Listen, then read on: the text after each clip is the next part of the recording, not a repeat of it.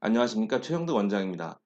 사고력 수학이란 말을 참 많이 사용합니다. 그런데 정작 사고력 수학이 무엇인가요? 라고 하면 어디 한 군데 알기 쉽게 설명해 주는 곳이 없습니다.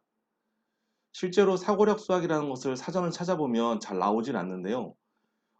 여러 가지 자료를 찾아서 사고력 수학에 대해서 알아보고자 하면 굉장히 어려운 단어들과 어려운 분류들이 나옵니다. 그래서 오늘은 도식화하여서 알기 쉽게 좀 설명드리려고 합니다.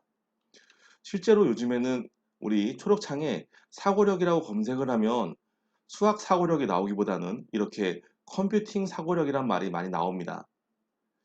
그래서 컴퓨팅 사고력이 무엇인지 찾아봤더니 천재학습 백과에서 컴퓨팅 사고력이란 컴퓨터가 문제를 해결하는 방식처럼 복잡한 문제를 단순화하고 이를 논리적으로 효율적으로 해결하는 능력을 말한다고 써 있습니다.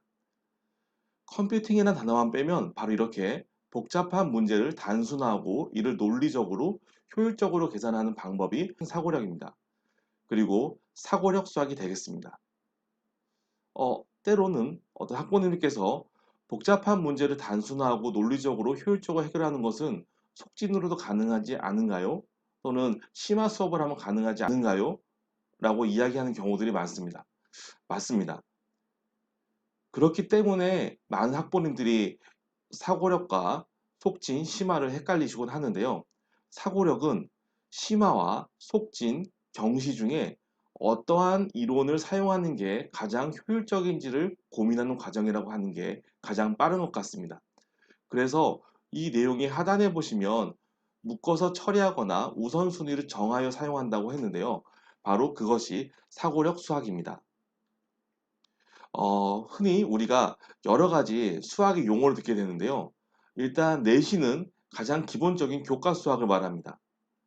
그리고 문학 난이도가 높은 것을 배우는 것을 심화 수학이라고 하고요. 교과 진도를 빠르게 배우는 것을 선행이라고 합니다. 우리가 흔히 선행은 안 좋은 것이라고 많이 얘기하면서 단어를 축소시키고 있는데요.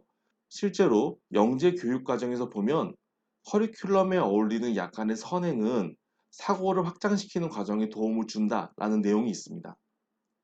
그리고 우리가 흔히 말하는 경시라는 파트는 이 심화와 선행 사이 어딘가에 있습니다. 단 여기에서 표시하는 것보다 경시가 조금 더 어려운 이유는 정해진 시간 내에 문제를 해결해야 되기 때문에 연습량이 많아지고 학생들이 부담이 가는 경우가 많습니다. 그러면 사고력은 어느 부분이냐? 바로 이 내신과 심화, 경시, 선행 사이에서 어떠한 방법으로 문제를 접근하는 것이 좋은지를 결정하는, 네, 한마디로 나침반의 역할을 하고 있습니다. 그런데 우리 흔히 수학에서 사고력을 생각할 때에는 문제를 가지고 왼쪽으로도 한번 보고 오른쪽으로도 한번 보는 이러한 과정을 사고력이라고 생각하는 경우가 많습니다. 그런데 그렇게 된 이유는 바로 이 사고력이 그런데 우리가 흔히 사고력 수학이다라고 알고 있는 부분은 어떤 문제를 만났을 때 이쪽으로도 보고 저쪽으로도 보는 것이 사고력 수학 아니냐 이 정도로 아시는 분들이 많습니다.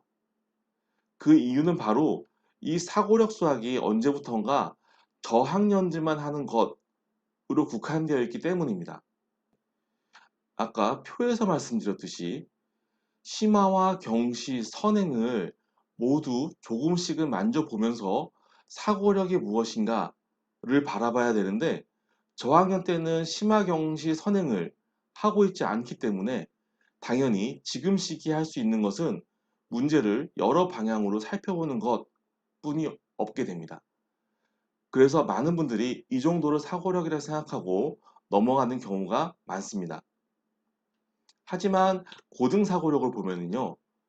어떠한 많은 조건이 나온 문제를 봤을 때 그 문제를 앞서 말씀드렸던 컴퓨팅 사고력처럼 어떻게 효율적으로 단계적으로 풀어나갈지를 고민하는 것이 고학년 사고력입니다.